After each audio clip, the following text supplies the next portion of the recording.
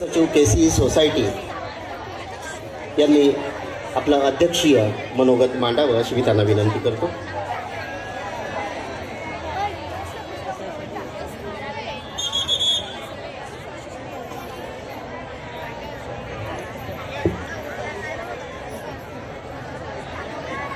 सर्वप्रथम सर्वांना नमस्कार। आजच्या आपल्या स्नेह संमेलनाच्या या कार्यक्रमाच्या प्रमुख पाहुण्या श्रीमती कल्पना चव्हाण मॅडम, श्री वडोदकर साहेब प्रशासकीय अधिकारी आपल्या संस्थेचे, मुख्याध्यापिका धांबरे मॅडम, मुख्याध्यापिका मॅडम दुसऱ्या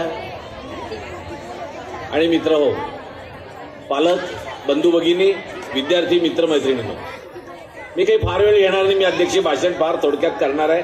याचं कारण असं की तुम्ही सर्व अत्यंत उत्साहानं आनंदानं तुमच्या कार्यक्रमाची सुरुवात केव्हा होते यासाठी तुम्ही वाट पाहत बसलाय आतुरतेनं, आणि तुमचा जो मूड आहे तो मूड घालवायचा माझा अजिबात विचार नाही, आणि त्यामुळे मी फार काही बोलणार नाही।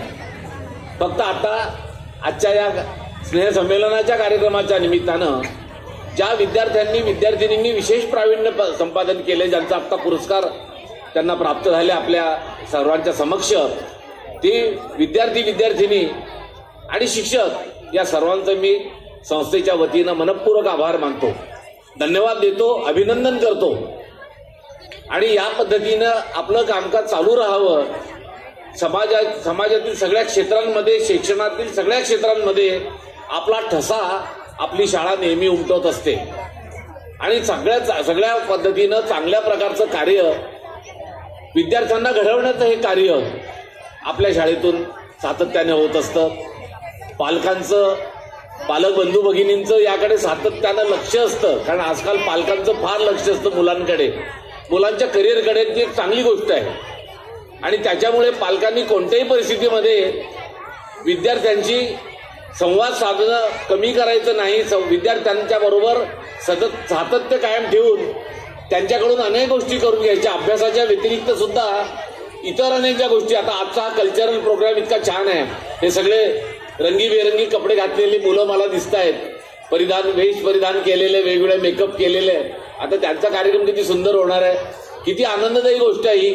हा आनंद आपण जीवनात घ्यायचा आहे, पालकांनी घ्यायचा आहे मुलांचा आनंद, आणि मुलांनी घ्यायचा आहे आपल्या कार्यक्रमाचा आनंद।